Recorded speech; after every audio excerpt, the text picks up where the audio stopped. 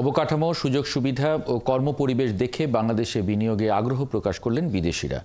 বিনিয়োগ সম্মেলন 2025-এ আসা চীন, জাপান, যুক্তরাষ্ট্রসহ বিভিন্ন দেশের বিনিয়োগকারীরা জানালেন অবকাঠামোর পাশাপাশি দক্ষ জনশক্তির উপর তারা গুরুত্ব দিচ্ছেন।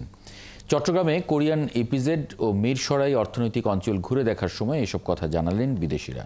জহিরুল ইসলামের ক্যামেরায় চট্টগ্রাম থেকে প্রণবেশ চক্রবর্তীর প্রতিবেদন। বাংলাদেশ বিনিয়োগ উন্নয়ন কর্তৃপক্ষের আয়োজনে শুরু হয়েছে 4 দিনের আন্তর্জাতিক বিনিয়োগ সম্মেলন। প্রথম দিনে চট্টগ্রামের আনোয়ারা উপজেলার কোরিয়ান রপ্তানি প্রক্রিয়াকরণ অঞ্চল পরিদর্শন করেন বিদেশি বিনিয়োগকারীদের একটি প্রতিনিধি দল।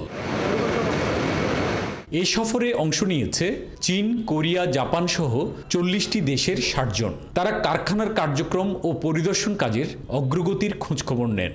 দুপুরে পরিদর্শন করেন মিরসরাই অর্থনৈতিক অঞ্চল। New support we are getting nowadays to revive our operation in the country here. তারা চাচ্ছে যে বাংলাদেশে অবস্থিত অন্যান্য ইপিজেডগুলি কোনটা কী অবস্থায় আছে সেটার সরজমিনে তাদেরকে দেখানো, এবং তারা দেখার পরে they will make up their mind যে বাংলাদেশে বিনিয়োগের সত্যিকার অবস্থা কী।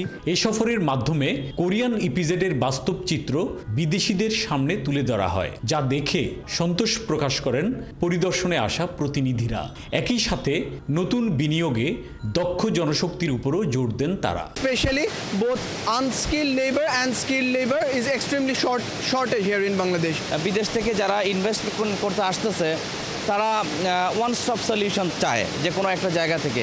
If you can bring more investments, something like these plans, it's going to be the model for the future of the economic development in here. We look forward to opportunities in the future that might not have been there in the past.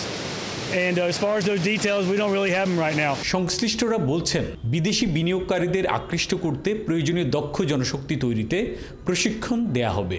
সুযোগ সুবিধা নিশ্চিত করে বাড়ানো হবে বিনিয়োগ। আমাদের দিক থেকে এই সাপোর্টটা গভর্নমেন্টের পুরোদমেই আছে যে যেন আমরা লেবারদেরকে ট্রেন করে তাদেরকে ওয়ার্ক ফোর্স হিসাবে বিবেচনা করতে পারি। অর্থনৈতিক হাব বা প্রোডাক্ট ম্যানুফ্যাকচারিং হাব যদি হিসাবে বাংলাদেশকে গড়ে তোলা যায়, এখানে আপনার তখন বিদেশি বিনিয়োগকারীরা আসবে, দেশি বিনিয়োগও আকৃষ্ট হবে এবং এখানে প্রচুর কর্মসংস্থানও হবে।